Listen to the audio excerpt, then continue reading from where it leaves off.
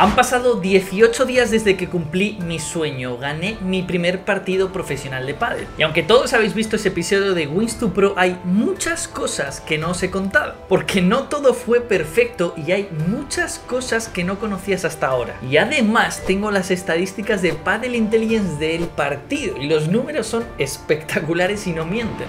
Hola a todos jugadores, soy Pablo y os doy la bienvenida a un nuevo cuarto set.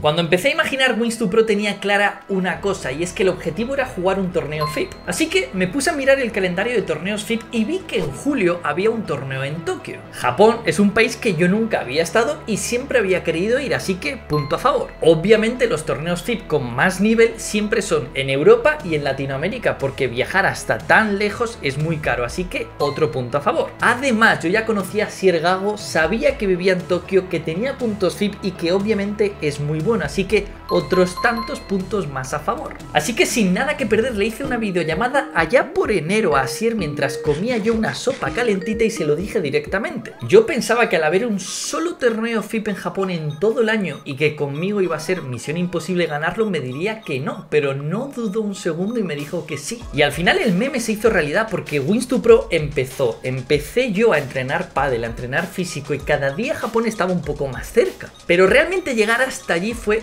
más difícil de lo previsto, porque los controladores aéreos franceses se pusieron de huelga, mi avión salió con retraso de Madrid y perdí la conexión que tenía desde Abu Dhabi a Tokio. Así que estuve 2 días en Abu Dhabi al pedo hasta poder ir para Tokio, oportunidad que aproveché para montarme en la montaña rusa más rápida del mundo en Ferrari Wall, que hace de 0 a 250 km por hora en 4,9 segundos. Es más rápida que el remate de Asburger. Una vez llegué a Japón pudisteis ver en los vídeos previos a la competición lo que me costó adaptarme a las condiciones. Y es que yo soy una persona que de por sí suda con bastante facilidad, pero en Madrid la humedad suele ser del 30 o 35% como mucho. Pero en Japón no bajó ni un solo día del 80%, lo que hacía que estuviese sudando todo el día, anduviera por la calle, jugara al pádel o comiera sushi. Y al final, ¿eso qué me hizo? Bueno, que en el segundo partido de entrenamiento me lesioné del gemelo. Y es que me deshidraté tanto que tuve una pequeña rotura en el gemelo y faltaban solo 48 horas para jugar. Pero gracias a los comentarios de ese vídeo, y os lo digo de verdad, muchísimas gracias, dejé de tomar únicamente agua, que es lo que yo estoy acostumbrado,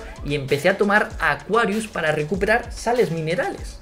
Así que de nuevo, y aunque a posteriori, muchísimas gracias por preocuparos por mí, porque son aspectos que yo no tenía en mente y que la realidad es que afectaron. Pero ahora imaginaos la situación. La noche previa a mi primer partido de competición, todos los consejos son que te hidrates bien, visualices el partido y sobre todo duermas y descanses mucho. Bueno, pues nosotros cogimos y reservamos una habitación, por llamarlo de alguna manera, en un hotel cápsula, y quizá muchos sepáis cómo son y otros no. Pero para hacerlo sencillo, un hotel cápsula es lo más parecido a un nicho de un cementerio. Ese tipo de hoteles son muy famosos en Japón y yo quería probarlos, pero no precisamente la noche anterior a mi primer partido profesional. Pero como no había ningún otro hotel cercano al club disponible, no hubo más remedio. Y el primer problema es que nos fuimos a dormir a las 3 de la mañana porque terminamos a esa hora de hablar con Rodrigo V de las estrategias para el partido por la diferencia horaria. El segundo problema fue el colchón de ese hotel cápsula, que era una mierda, eran 5 centímetros de espuma Eva que no te permitía descansar nada. Y tercer problema, con el cansancio que llevábamos encima, nos quedamos dormidos y nos despertamos a las 11 de la mañana cuando el checkout era a las 10. El resultado fue que tuvimos que pagar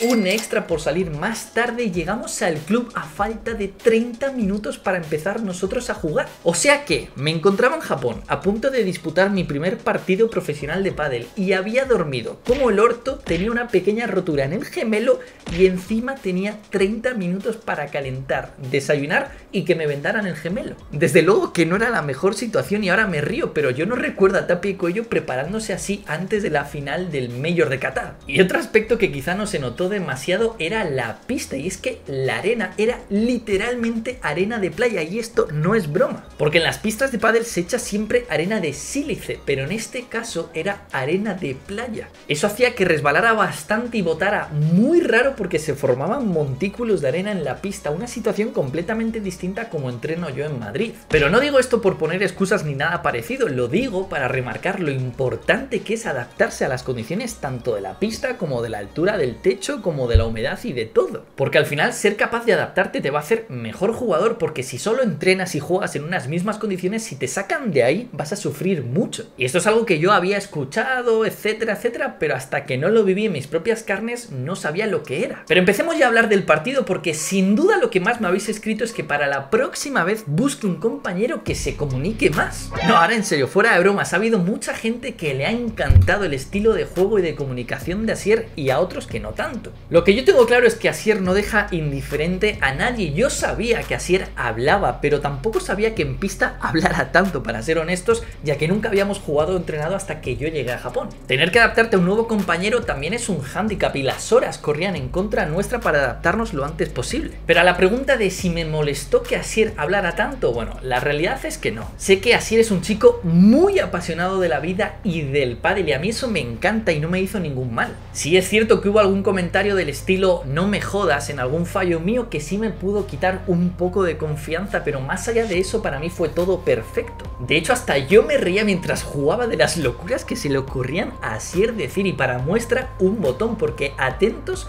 especialmente a la frase del comunicado que es mi favorita. Hacemos menos daño que un puré de verdura, macho.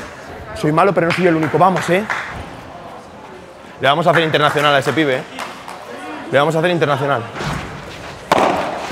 ¡Bien! Asier, eso es, No soy Coello, pero, vale.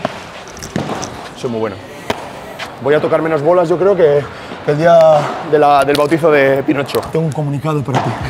No tengo el globo, yo solo por abajo. Es que pensémoslo bien, ¿a quién se le ocurre decir en medio de un partido que tiene un comunicado para mí? O sea, es algo increíble. Otra de las cosas que más escribisteis fue agradeciendo la sinceridad de Carlos Cabeza en la charla que tuvimos después de jugar contra él. La verdad que fue súper sincero, diciendo todo con muchísimo respeto y dando muchos detalles de lo difícil que es llegar a ser jugador profesional. Porque recordad que Carlos explicaba que en 2 semanas jugando en China y en Japón iba a gastarse 3.000 euros y en premios solo iba a ingresar 150. En su caso y en el de otros muchos jugadores, si no llega a tener sponsors es casi imposible que pueda jugar FIP para ganar puntos. Y realmente si lo pienso ahora, el guión del torneo fue impresionante, porque después de ganar el primer partido con Épica, luego tuvimos la suerte de jugar contra la primera cabeza de serie, que son 2 jugadores 100% profesionales y top 100 del mundo. Es gente que han jugado 1000 torneos así, que llevan dedicándose a esto día y noche durante 15 años. Yo antes de empezar ese partido ya sabía que era 99% imposible ganarlo, pero tenía muchas ganas aún así de jugarlo para ver en mi propia piel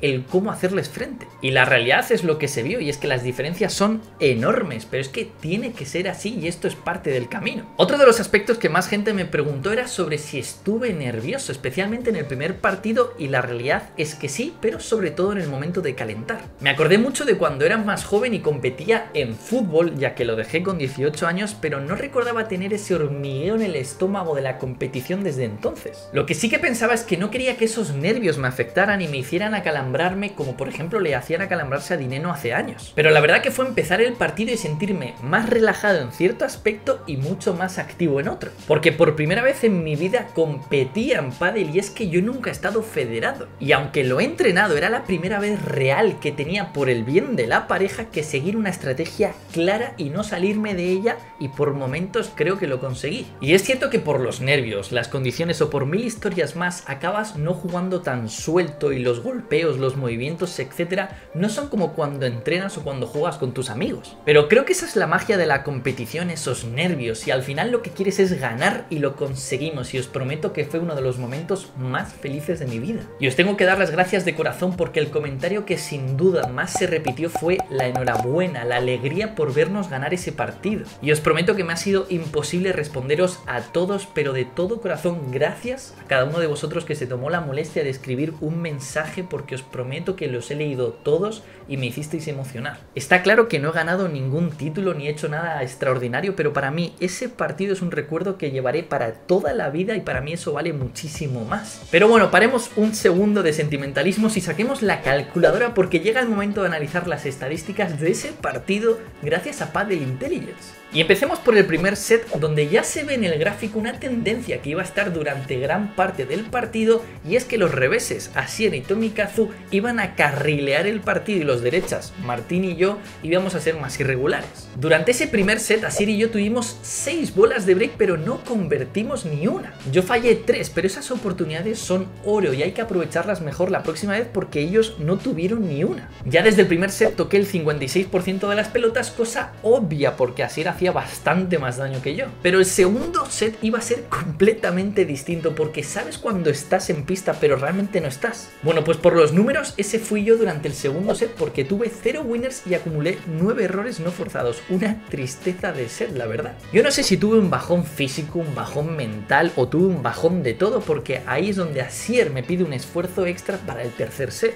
Pero es que atentos, porque en ese segundo set gano solo el 43% de los puntos con mi saque, mientras que en el primer set había ganado el 82%. De hecho, a Asier le pasó algo parecido bajando del 82 al 50. Y obviamente la película va por bandos, porque a los rivales les empezó a salir de todo, y es que Tomokazu remató 8 veces solo en ese segundo set y ganó 6 puntos con ello. Pero llegaríamos al momento decisivo donde, como dice Paquito Navarro, las papas queman. Y como me decía Asier, ese partido no se ganaba con pádel, sino que se ganaba con huevos, y gracias a Dios y por el bien de la pareja fue mi mejor set. Y si en nuestro caso yo tocaba mucha más pelota, nosotros teníamos claro que la estrategia pasaba por dirigirle más volumen al drive rival. En el primer set tocó el 55% de las bolas, en el segundo el 62% y en el tercero el 69%. Es decir, lo que viene siendo una nevera de manual, y es que el revés en el tercer set solo remató una vez y encima sin éxito. De hecho, Tomokazu solo consiguió un único winner en todo ese set decisivo. La verdad que yo no sé de dónde saqué fuerzas, ánimos o magia negra, pero conseguimos ganar el partido y con números positivos. Bueno, más cosas curiosas que nos deja el análisis de Padel Intelligence es el cómo va evolucionando el partido en base a las pelotas. Y es que jugamos todo el partido con las mismas bolas que abrimos en el calentamiento. Pues en el primer set la duración media de los puntos era de 4,62 golpes. En el segundo 5,46 y en el último 6. En el informe también están los aspectos donde cada jugador fue mejor y peor, y en mi caso hay dos cosas claras. En primer lugar, di el triple de asistencias a mi compañero que el resto de jugadores, cosa que al final era la idea, ya que yo tenía que mantener la presión y así definir los puntos. Pero al mismo tiempo, y esto me da mucha vergüenza, yo fallé 2,5 veces más de restos que los otros jugadores, fallé 8 en total. Porque si analizamos el partido por golpes parecerá mentira, pero acabé ganando más puntos con mi volea de revés que con cualquier otro golpe. También entiendo porque los rivales sabían que era mi peor golpe, buscaban más ese golpe y encima juego en la derecha. Y la verdad que podría seguir analizando y comentando muchas más cosas de esta experiencia de la primera temporada de Wings2 Pro, porque esto realmente no ha hecho nada más que empezar y está claro que me queda muchísimo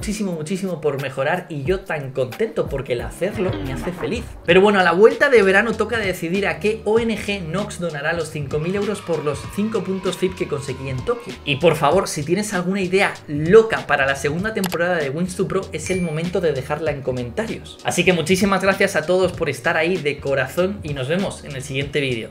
¡Chao!